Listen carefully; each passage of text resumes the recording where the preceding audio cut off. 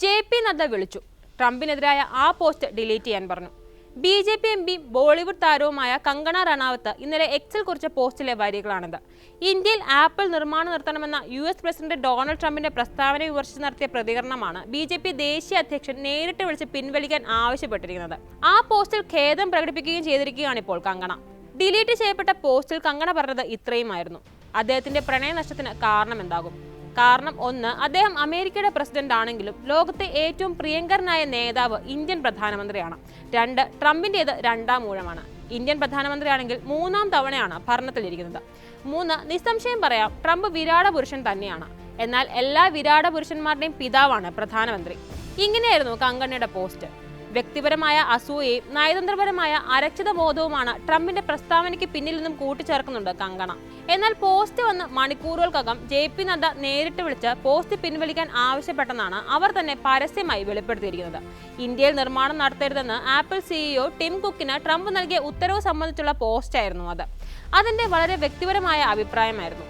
ആ പോസ്റ്റിൽ ഞാൻ ഖേദം പ്രകടിപ്പിക്കുകയാണ്. നിർദ്ദേശം ലഭിച്ച പ്രകാരം ഇൻസ്റ്റാഗ്രാമിൽ നിന്നുൾപ്പെടെ ആ പോസ്റ്റ് പിൻവലിച്ചിട്ടുണ്ടെന്നും എക്സിൽ വ്യക്തമാക്കിയിട്ടുണ്ട് കങ്കണ. പ്രിയപ്പെട്ട സുഹൃത്താണെന്ന് മോദി എപ്പോഴും പറയാറുള്ളയാളാണ് അമേരിക്കൻ പ്രസിഡന്റ് ഡൊണാൾഡ് ട്രംപ്. എന്നാൽ 2ാം ട്രംപ് സർക്കാർ അധികാരമേറ്റതു മുതൽ ഇന്ത്യക്കെതിരെയാണ് ട്രംപ്. ആദ്യം ഇന്ത്യക്ക് നൽകി വന്നിരുന്ന US എയ്ഡ് റദ്ദാക്കി. ഇതിൽ വിമർശനം വന്നപ്പോൾ ഇന്ത്യ സ്വന്തം കാര്യം നോക്കാൻ ശേഷിയുള്ള വലിയ രാജ്യമാണെന്നും അവർക്ക് നമ്മൾ സഹായം നൽകേണ്ട ആവശ്യമില്ലെന്നുമായി ട്രംപിന്റെ ന്യായീകരണം. അടുത്തത് രാജ്യത്തിനെതിരെ അധിക നികുതി ചുമത്തിയായിരുന്നു തിരിച്ചടി. മോദി നേരിട്ട് വൈറ്റ് ഹൗസിൽ ചെന്നിട്ടും തീരുവ പിൻവലിക്കാൻ ട്രംപ് തയ്യാറായില്ല.